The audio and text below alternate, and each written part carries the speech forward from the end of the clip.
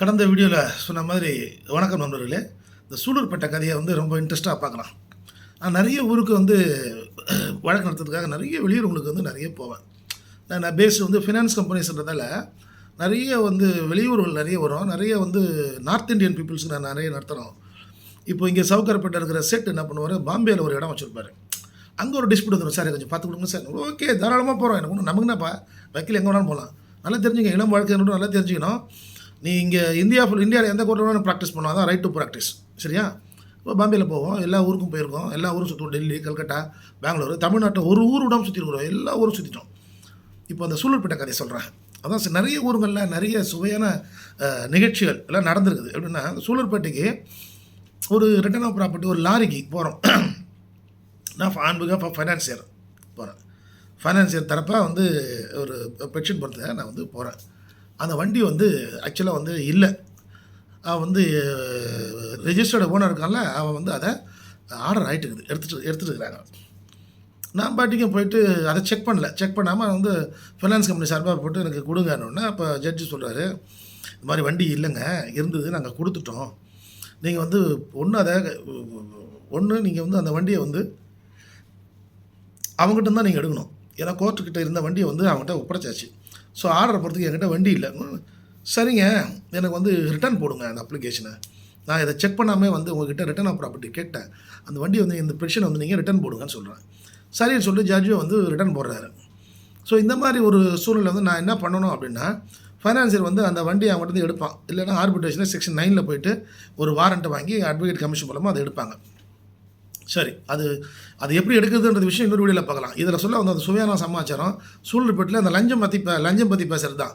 சூலூர்பேட்டில் இருக்கிற court staff, நீதிமன்ற ஊழியர் எவ்வளோ அழகாக லஞ்சம் கேட்குறாரு அப்படின்னு.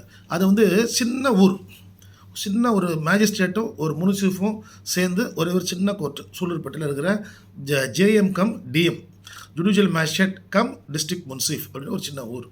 இதெல்லாம் நான் இப்போ ஓப்பனாக நீங்கள் பூனைக்கு மணி கட்டுறேன், ஓப்பனாக சொல்கிறேன். அது நகைச்சுவையாக இருந்தாலும் சிரிக்க வேண்டிய விஷயம் இருந்தாலும் வெட்கப்பட வேண்டிய விஷயம். என்ன சொல்லுவாங்கள்ல, pillar of the constitution, 4th 3rd pillar சொல்கிறீங்களே. நீதிமன்றங்கள் நீதித்துறை தூண், 3வது தூண் அப்படின்னு சொல்கிறீங்களே. அதெல்லாம் வெட்கப்பட வேண்டிய விஷயம். சொல்கிறேன் கேட்டுங்க. சூலூர்பேட்டையில் போட்டு அந்த ரிட்டர்ன் ஆஃப் ப்ராப்பர்ட்டி போட்ட பேப்பர்ஸ் ரிட்டர்ன் போடுங்கன்னு சொல்லிட்டார். ரிட்டர்ன் போடுறாரு. நம்ம வாங்கும்போது அந்த கோர்ட்டு ஸ்டாஃப்கிட்ட, அது சின்ன ஒரு நீதிமன்றம், அங்கே 20 பேர் தான் இருக்காங்க. சின்ன பார், வழக்கறிஞர்கள் 20 பேர் தான் இருக்காங்க, சின்ன பார். ரிட்டர்ன் போட்டு, சார் அந்த ரிட்டர்ன் பேப்பரை வாங்கி கொடுத்தாருன்னா அதுக்கு ஒரு கிளர்க்கு கேட்டோன்னா, ஐடி ஈனர் எவ்வளோ ஐடி அதாவது 500 ரூபா கேட்குறாராம். எனக்கு தெலுங்கு தெரியாது.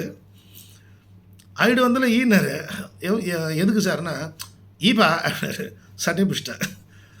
யாருக்கிட்ட நீ ஐடி ஈன்ற?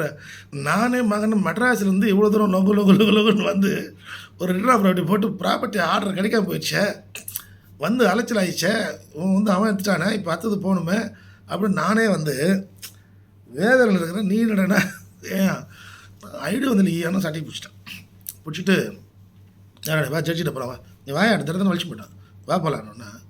சார் வாட்டா பண்ணுறாரு. ஐயா ஈஸ் ஆஸ்கிங் பிரைப்புங்க, 500 ரூபா பணம் கொடுன்றா, ரிட்டர்ன் ஆஃப் இந்த பேப்பரை கொடுத்துன்னு சிரிச்சிட்டார். விடக்கூடாது sir, give me complaint in writing sir, I will take ஆக்ஷன்னாரு.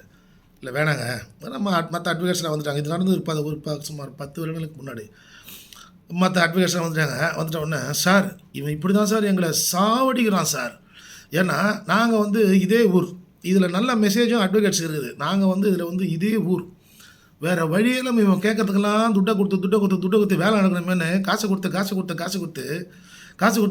வேலையை பண்ணி போகிறோம். இவனுக்கு இதே திமிராகி போச்சு. நீ வெளியூருக்கு வர பார்த்தியா, வந்தவன் சட்டையை பிடிச்சிட்டல, யாருக்கிட்ட லஞ்சம் கேட்குறேன்னு பிடிச்ச பேர் நல்லா பிடிச்சா நல்லா 2 கொடுக்குதானே. ஓ அதெல்லாம் என் வேலை இல்லை, என் வயிற்றுச்சல் தாங்கலை. ஏன் நானே அங்கேருந்து வரேன். அதாவது இதெல்லாம் எப்படி கேட்குறேன்னா, எப்படி கேட்கணும், கேட்கக்கூடாது தான். ஆனால் நானாக ஹோட்டலில் போய் சாப்பிட்றேன், ஒரு ஹோட்டலில் போயிட்டு சாப்பிட்றேன். அந்த சர்வர் என்ன பண்ணுறான், எனக்கு 2 தடவை சாம்பார் கொடுக்குறான், 2 தடவை சட்னி கொடுக்குறான். நான் என் கண்ணை பார்த்த உடனே என்ன சார் வேணும் அப்படின்னு கேட்குறான்.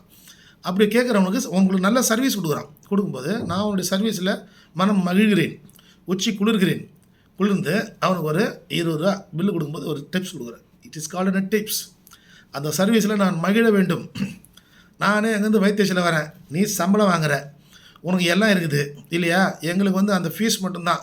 நானே கேஸ் போயிடுச்சே, சே இப்படி ஆகி போச்சுன்னு அவ்வளோ தூரம் வரேன். மெட்ராஸ் எங்கிறது சூலூர்பேட்டைங்கிறது, அவ்வளோ தூரம் நான் பைக்கில் வரேன். அப்போல்லாம் பைக்கில் தானே வருவோம். அவ்வளோ தூரம் பைக்கில் வந்து நான் கேஸை போடுறேன். ஏன் ரிட்டர்ன் பேப்பர் எடுத்து கொடுக்குறதுக்கு என்ன கேட்குறேன், என்கிட்ட ஐடி வந்ததில்ல ஈன்னா, எனக்கு எவ்வளோ கோவம் வரும். இதெல்லாம் இந்த ப்ராக்டிஸ் எங்கேருந்து வந்துச்சுன்னா, நான் வந்து முழுக்க அந்த பாரில் இருக்கிற அட்வொகேட்டை தான் குறை சொல்லுவேன். தயவுசெய்து லஞ்சம் வந்து கொடுத்து ஒரு நீதிமன்ற ஊழியரிடம் எந்த வேலையும் சாதிக்காதீர்கள். செய்து கொடுக்க வேண்டியது அவருடைய சட்டப்படியான கடமை. செய்யலைன்னா கம்ப்ளைண்ட் கொடு, நீ ஜட்ஜி கூட சொல்லு, தாராளமாக எழுதி கம்ப்ளைண்ட் கொடு. இவர்கிட்ட கொடுக்கணும், அவர்கிட்ட கொடுக்கணும், பார்க்க நீ ஜட்ஜுக்கு கம்ப்ளைண்ட் ஓப்பன் கோர்ட்டை போய் மென்ஷன் பண்ணி சொல்லையா? செய்ய மாட்டாங்க, லஞ்சம் வாங்குறாங்க, சின்ன விஷயத்துக்கெல்லாம் ரிட்டர்ன் போடுறாங்க, சொல்லுங்கள். செய்ய மாட்டாங்க. ஒரு பயம் வரும் அவனுக்கு, ஒழுங்காக செய்வான். ஸோ இந்த சூலூர்பேட்டை நடந்த ஒரு சமாச்சாரத்துலேருந்து இதுலேருந்து என்ன தெரியுது அப்படின்னா, இதை வந்து நம்ம தான் வளர்த்து, ஒரு வழக்கறிஞர்களாகிய நாம் தான் வந்து இதை வந்து வளர்க்குறோம். இது வந்து முனையிலேயே கிள்ளி எறியப்பட வேண்டும். ஸோ நீதிமன்றத்தில் லஞ்சம்ன்றது எங்கே ஆரம்பிக்குது? இந்த மாதிரி பியூனில் தான் ஆரம்பிக்குது. இந்த பியூன்லேயும் இந்த ஸ்டாஃப்லேயும் தான் ஆரம்பிக்குது. நான் அடுத்து இன்னொரு சுவையான சமாச்சாரம் சொல்கிறேன்.